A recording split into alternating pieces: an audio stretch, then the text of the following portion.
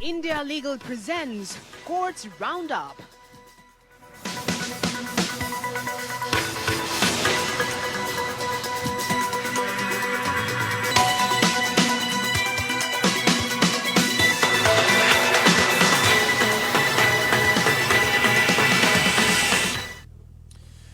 नमस्कार, आप देख रहे हैं हमारी खास पेशकश कोर्ट्स राउंडअप। मैं हूं आपके साथ रविंद्र सिंह। इस बुलेटिन में अगले आधे घंटे में हम आपको कोर्ट से जुड़ी तमाम छोटी बड़ी खबरों से रूबरू करवाएंगे। कोर्ट की कार्रवाई और सुप्रीम कोर्ट से लेकर हाई कोर्ट और लोअर कोर्ट तक के फैसलों को आपके सामने रखेंगे। लेकिन आगे बढ़ने से पहले एक नजर डालते हैं सुर्खियों पर। शराब घोटाला मामले में आप सांसद संजय सिंह की ईडी कस्टडी 3 दिन और बढ़ी। ईडी ने मांगी थी 5 दिनों की रिमांड। ईडी ने कहा रिश्वत मांगे जाने के सबूत हैं हमारे पास। संजय सिंह ने कहा मेरा एनकाउंटर होगा।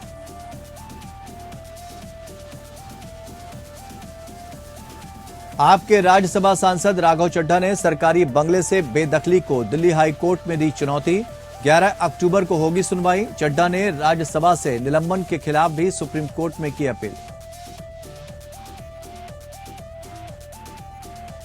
चुनावी बांड योजना मामले पर सुप्रीम कोर्ट में अंतिम सुनवाई 31 अक्टूबर को होगी। वादी ने कहा धन विधेयक मसले पर सुनवाई देर से हो तो बांड योजना मामला जल्द निपटाएं।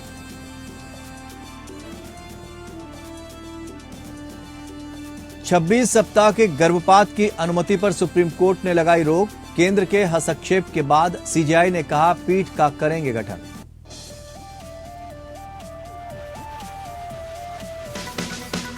India Legal presents Courts Roundup.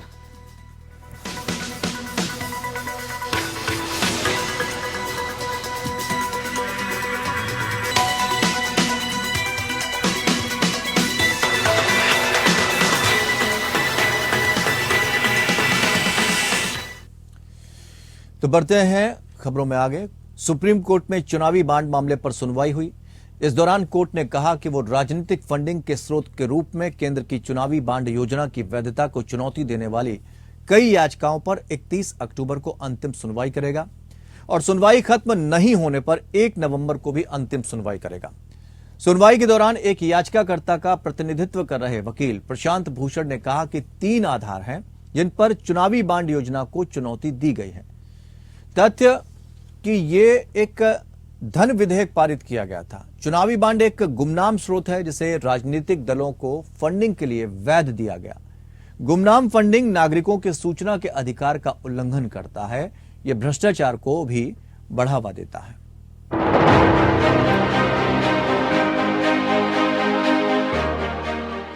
चुनावी बॉन्ड योजना मामले पर सुनवाई सुप्रीम कोर्ट में हुई। सुप्रीम कोर्ट ने आदेश दिया कि विवादास्पद चुनावी बॉन्ड योजना को चुनौती देने वाली याचिकाओं को इस साल 31 अक्टूबर को अंतिम सुनवाई के लिए सूचीबद्ध किया जाएगा।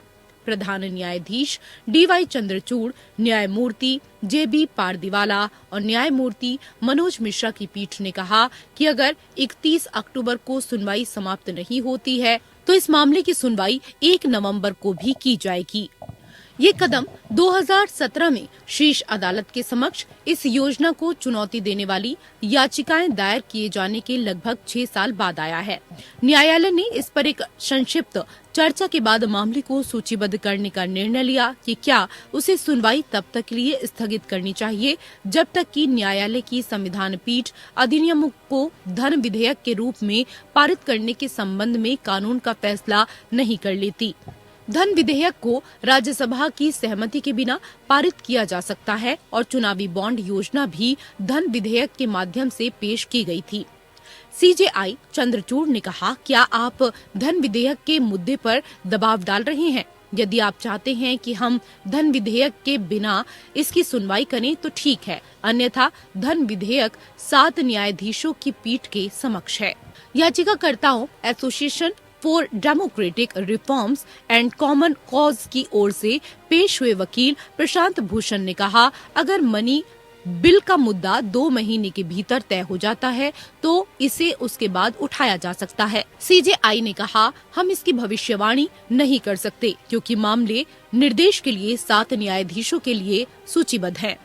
याचिकाकर्ताओं ने तब कहा कि वो धन विधेयक मुद्दे पर संविधान पीठ के फैसले का इंतजार करने के बजाय मामले की सुनवाई कराना पसंद करेंगे। चुनावी बॉन्ड वित्त अधिनियम 2017 के माध्यम से पेश किए गए थे, जिसने बदले में ऐसे बॉन्ड की शुरुआत को सक्षम करने के लिए 3 अन्य कानूनों RBI अधिनियम, आयकर अधिनियम और लोगों का प्रतिनिधित्व अधिनियम में संशोधन किया।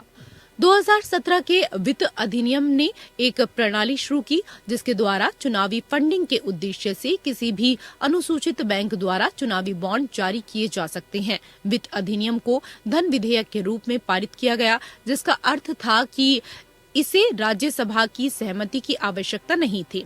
शीर्ष अदालत ने मार्च 2021 में योजना पर रोक लगाने की मांग करने वाली एक अर्जी खारिज कर दी थी। Bureau report. आम आदमी पार्टी के राज्यसभा सांसद राघव चड्ढा सरकारी बंगला खाली कराने के लिए निचली अदालत के अंतरिम आदेश के खिलाफ दिल्ली हाईकोर्ट पहुंचे और याचिका दायर करके मामले की सुनवाई के लिए अपील की है। पटियाला हाउस कोर्ट ने राज्यसभा सांसद राघव चड्ढा को आवंटित सरकारी बंगला खाली करने का आदेश जारी किया था और राज्यसभा सचिवालय को आदेश दिया था कि राघव चड्ढा के नाम पर आवंटित बंगले से बेदखल की कार्रवाई शुरू करें। चड्ढा ने इसे दिल्ली हाईकोर्ट में चुनौती दी। ये विवाद इस कारण हुआ क्योंकि राघव चड्ढा को पिछले साल जुलाई में टाइप 6 बंगला दिया गया था। उन्होंने राज्यसभा के अध्यक्ष जगदीप धनखड़ से टाइप 7 बंगले की गुजारिश की थी, जिसके बाद उन्हें उसी वर्ष सितंबर में यह आवंटित किया गया था।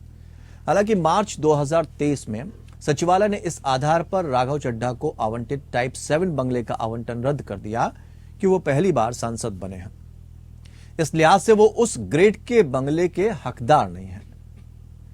लेकिन आप नेता चड्ढा ने सितंबर में बंगले का नवीकरण कराने के बाद अपने माता पिता के साथ यहां रहना शुरू कर दिया। राघव चड्ढा ने सचिवालय के फैसले को राजनीतिक करार दिया।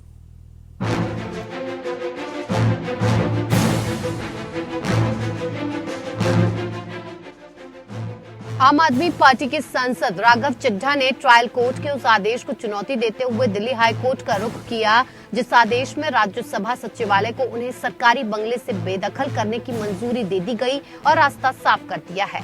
मुख्य न्यायाधीश सतीश चंद्र शर्मा और जस्टिस संजीव नरूला की खंडपीठ के समक्ष मामले का उल्लेख किया गया, जिसने इसे बुधवार को सूचीबद्ध करने की अनुमति दे दी। राघव चड्ढा ने ट्रायल कोर्ट के उस फैसले के खिलाफ दिल्ली हाई कोर्ट का रुख किया, जिसमें कहा गया था कि उनके पास पंडारा रोड में सरकारी टाइप 7 बंगले पर कब्जा जारी रखने का कोई अधिकार नहीं है। ये बंगला लुटियंस दिल्ली में आता है और इस तरह के बंगले उन सांसदों को आवंटित किए जाते हैं जिन्होंने मंत्री, मुख्यमंत्री या राज्यपाल के रूप में कार्य किया है। चड्ढा की ओर से पेश वकील ने अदालत को यह भी बताया कि राघव को विवादित आदेश के अनुपालन में बेदखली नोटिस जारी किया गया है। पिछले हफ्ते पटियाला हाउस कोर्ट के अतिरिक्त जिला न्यायाधीश सुधांशु कौशिक ने 18 अप्रैल को पारित एक अंतरिम आदेश को रद्द कर दिया, जिसमें राज्यसभा सचिवालय को कानून की उचित प्रक्रिया के बिना चड्ढा को सरकारी बंगले से बेदखल नहीं करने का निर्देश दिया गया था। ट्रायल कोर्ट ने कहा कि आवंटन रद्द होने और उन्हें दिया गया विशेषाधिकार वापस लेने के बाद चड्ढा को सरकारी बंगले पर बने रहने का कोई निहित अधिकार नहीं है। अदालत ने कहा था, वादी राघव चड्ढा ये दावा नहीं कर सकते कि उन्हें राज्यसभा सदस्य के रूप में अपने पूरे कार्यकाल के दौरान आवास पर कब्जा जारी रखने का पूर्ण अधिकार है। सरकारी आवास का आवंटन केवल वादी को दिया गया विशेषाधिकार है और आवंटन रद्द होने के बाद भी उन्हें उस पर कब्जा जारी रखने का कोई निहित अधिकार नहीं है। सचिवालय का कहना था कि सिविल प्रक्रिया संहिता की धारा 80 की उपधारा 2 का पालन किए बिना चड्ढा को अंतरिम राहत दी गई थी। सचिवालय के अनुसार प्रावधान के तहत ऐसी राहत देने से पहले दोनों पक्षों की सुनवाई की जानी चाहिए थी। अंतरिम आदेश को रद्द करते हुए अदालत ने चड्ढा की इस दलील को खारिज कर दिया कि एक बार किसी सांसद को आवास आवंटित हो जाने के बाद इसे उनके पूरे कार्यकाल के दौरान किसी भी परिस्थिति में रद्द नहीं किया जा सकता। इस पूरे विवाद पर आप सांसद राघव चड्ढा ने कहा था कि उनका सरकारी बंगले का आवंटन रद्द किया जाना मनमाना और अभूतपूर्व है। उन्होंने कहा कि ये काम निहित राजनीतिक उद्देश्यों और स्वार्थों के कारण भाजपा के आदेश पर किया गया है। द्वेष की भावना से, बदले लेने की भावना से कोई भी व्यक्ति भाजपा के खिलाफ आवाज ना उठाए, उसकी आवाज कुचलने की भावना से इन एजेंसियों को लोगों पे छोड़ा जाता है। और खास तौर पे जब से इंडिया का गठबंधन हमारा बना, तब से इन एजेंसियों की द्वारा की जा रही रेड, द्वारा की जा रही जांचें, द्वारा की जा रहे समन्स इशू लगातार बढ़ते जा रहे हैं। निचली अदालत के न्यायाधीश राज्यसभा सचिवालय द्वारा दायर एक पुनर्विचार आवेदन पर सुनवाई कर रहे थे, जिसमें अंतरिम आदेश को वापस लेने की मांग की गई थी। ये घटनाक्रम सचिवालय के खिलाफ चड्ढा द्वारा दायर एक मुकदमे के बाद हुआ, जिसमें उन्होंने 3 मार्च को जारी एक पत्र को चुनौती दी थी, जिसमें उन्हें आवंटित आवास को रद्द कर दिया गया था। Bureau report, AP news.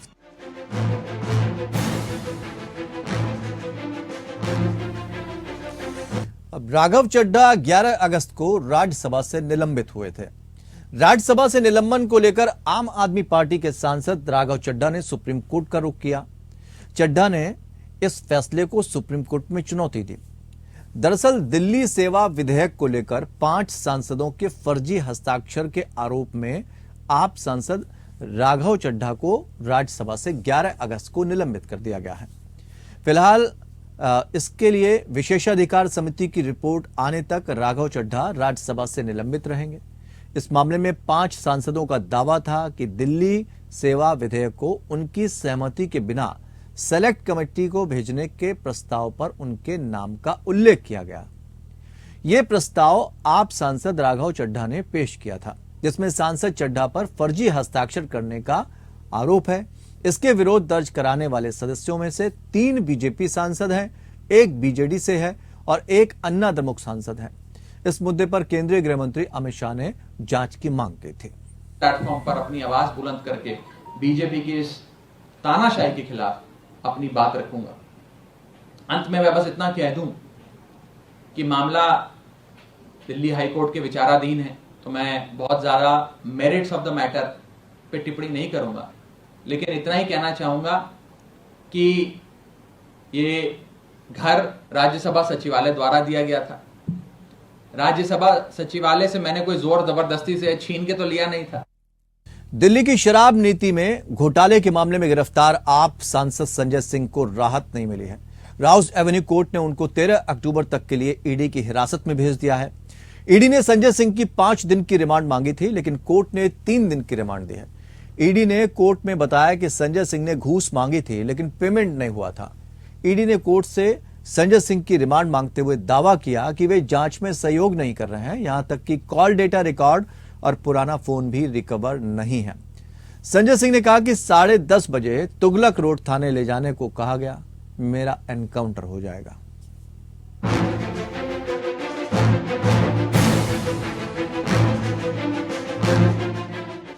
Rajya Sabha सांसद संजय सिंह की 5 दिनों की ईडी हिरासत आज खत्म हुई। संजय सिंह को लेकर ईडी राउज एवेन्यू कोर्ट पहुंची। जज M.K. नागपाल की कोर्ट में ईडी ने संजय सिंह की और 5 दिनों की रिमांड की मांग की। दलीलों के बाद कोर्ट ने संजय सिंह की रिमांड 3 दिनों के लिए बढ़ाई। मैं उनकी यातना का पैमाना चेक करना चाहता हूं। मैं चाहता हूं कि प्रधानमंत्री अपनी यातना दें जितना दे सकते हैं। क्या जितने बेईमान हैं, देश के लाखों करोड़ लूटने वाले, सब मोदी के साथ हैं। जो ईमानदार हैं, जो उनके खिलाफ हैं, उनके खिलाफ। ईडी की ओर से बताया गया कि इस मामले में रिश्वत मांगे जाने के सबूत जांच एजेंसी के पास हैं। ईडी इन आरोपों की जांच कर रही है। ईडी की ओर से बताया गया कि हाल ही में चंडीगढ़ में हुई रेड में बिजनेसमैन की निशानदेही पर छापेमारी की गई। उसका बयान दर्ज हो गया है और उसने कुछ ऐसी अहम जानकारियां दी हैं जिनका खुलासा इस वक्त नहीं किया जा सकता। ईडी ने कोर्ट को बताया कि शराब व्यापारियों के लाइसेंस को क्लियर करने के लिए घूस मांगी गई थी। ईडी ने कहा कि सर्वेश मिश्रा भी जांच में सहयोग नहीं कर रहा है। कोर्ट ने ईडी से पूछा कि आपने संजय सिंह से उसको आमने सामने क्यों नहीं कराया। इस पर संजय सिंह की ओर से पेश वकील रेबेका जॉन ने कहा कि विवेक त्यागी से आमना सामना नहीं कराया गया। उन्होंने कहा कि अगर संजय सिंह को सबूतों को मिटाना ही था तो मेरे पास 2021 से अब तक का समय था। उन्होंने ईडी की रिमांड का विरोध करते हुए कहा कि इस नई अर्जी में कुछ भी नया नहीं है, पुरानी रिमांड के आधार ही दोहराए गए हैं। रेबेका जॉन ने कहा, सिंह ने कोई फोन नष्ट नहीं किया। अगर सीडीआर में दिनेश अरोड़ा को फोन करने की तस्दीक होती है तो सबूत आपके पास है, जांच कीजिए। उसके लिए संजय सिंह से पूछने की क्या जरूरत है। मेरे पूरे घर में सीसीटीवी लगा है, उसमें कोई बैग लेकर आता है नहीं दिखा। एजेंसी का मकसद सिर्फ मेरी इमेज खराब करने का है। संजय सिंह की ओर से कहा गया कि किसी भी गवाह से आमना सामना नहीं कराया गया। बैंक के पारिवारिक ट्रांजैक्शन को लेकर सवाल पूछे गए। क्या इसके लिए ईडी को 5 दिन की हिरासत मिली थी? वकील रेबेका जॉन ने ईडी की रिमांड का विरोध करते हुए कहा कि रिमांड पेपर में ऐसा कुछ भी नहीं है जिसकी वजह से संजय सिंह को फिर से ईडी की रिमांड पर भेजा जाए। वहीं ईडी ने कहा कि इस मामले में बड़े पैमाने पर पैसे का लेन देन हुआ है, इसलिए और रिमांड की जरूरत है।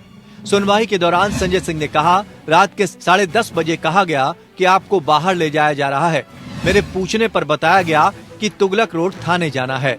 जब मैंने पूछा कि क्या जज की इजाजत ली गई है, संजय सिंह ने कोर्ट से खुद के एनकाउंटर की आशंका जताई। उन्होंने कोर्ट से कहा, मैंने ईडी से पूछा कि अगर मेरा एनकाउंटर हो जाएगा तो उसका जवाबदेह कौन होगा? तो अधिकारियों ने जवाब में कहा, उसका जवाब हम दे देंगे। इसके बाद कोर्ट ने टिप्पणी करते हुए कहा कि बिना कोर्ट को बताए कहीं नहीं ले जाना चाहिए। फिर कोर्ट ने 3 दिनों के लिए ईडी कस्टडी बढ़ा दी। Bureau report.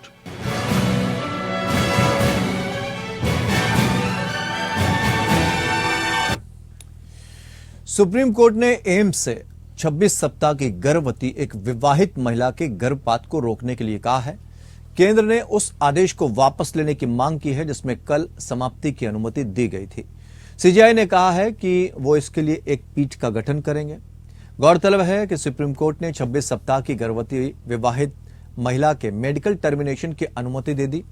याचिकाकर्ता 2 बच्चों की मां है। उसने सुप्रीम कोर्ट को बताया कि वो प्रसवोत्तर अवसाद से पीड़ित है और भावनात्मक, आर्थिक और मानसिक रूप से तीसरे बच्चे को पालने की स्थिति में नहीं है। कोर्ट को यह भी बताया गया कि उसका 1 साल से मनोरोग का इलाज चल रहा है। जस्टिस हेमा कोहली और जस्टिस बीवी नागरत्ना की खंडपीठ ने कहा, आखिरकार ये अदालत याचिकाकर्ता की निर्णयात्मक स्वायत्तता को मान्यता देती है, जिसने अपनी प्रेगनेंसी को टर्मिनेट करने के लिए अपनी शारीरिक, मनोवैज्ञानिक, मानसिक, वित्तीय और सामाजिक आर्थिक पृष्ठभूमि की दलील दी है। ये अदालत इसे मान्यता देती है। एक महिला का अपने शरीर पर अधिकार और ये तथ्य कि यदि अनुचित प्रेगनेंसी के परिणाम स्वरूप कोई बच्चा दुनिया में आता है तो ऐसे बच्चे के पालन पोषण की जिम्मेदारी का एक बड़ा हिस्सा याचिकाकर्ता के कंधे पर आ जाएगा। कोर्ट ने कहा कि जब मां स्तनपान करा रही हो तो प्रेगनेंसी दुर्लभ है और याचिकाकर्ता का दुर्लभ मामला है। सुप्रीम कोर्ट ने कहा कि मेडिकल रिपोर्टों का अनुमान है कि ये विधि आमतौर पर 95% से अधिक सुरक्षा देती है। पिछली सुनवाई के दौरान कोर्ट ने याचिकाकर्ता की मेडिकल कंडीशन का आकलन करने के लिए एम्स द्वारा मेडिकल बोर्ड गठित करने का निर्देश दिया था। वर्तमान अदालत ने याचिकाकर्ता को वस्तुतः उपस्थित होने की अनुमति दी और उससे प्रेगनेंसी जारी रखने की उसकी इच्छा के बारे में पूछा। अदालत ने याचिकाकर्ता को एम्स नई दिल्ली के प्रसूति एवं स्त्री रोग विभाग में जाने के निर्देश के साथ रिट स्वीकार कर ली थी, लेकिन बाद में अपने फैसले पर रोक लगा दी। कलकत्ता उच्च न्यायालय ने 2013 के कामदुनी सामूहिक बलात्कार और हत्या मामले में 2 दोषियों की मौत की सजा को बदल दिया। समझते हैं कि किन हालातों में दोषियों की मौत की सजा को बदला जा सकता है।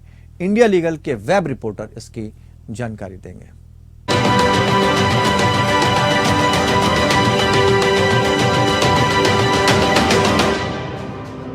President of India death sentence, मौत की सजा को कम्यूट कर सकते हैं under article 72 of the Indian constitution. पर ये आर्टिकल सिर्फ कम्यूटेशन की नहीं बल्कि पार्डन, रिमिशन, रिस्पाइट और रिप्राइव की पावर की भी बात करता है। पर इन सब टर्म्स का मतलब क्या है?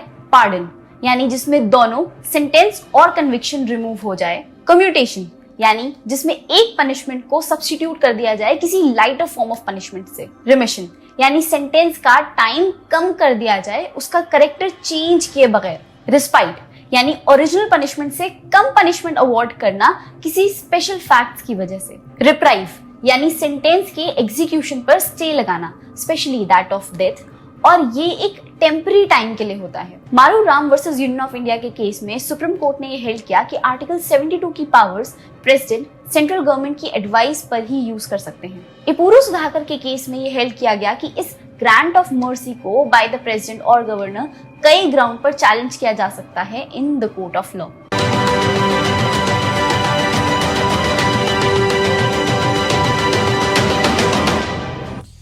तो कोर्ट्स राउंड अप में फिलहाल इतना ही, लेकिन खबरों का सफर लगातार जारी रहेगा। जुड़े रहिए हमारे साथ।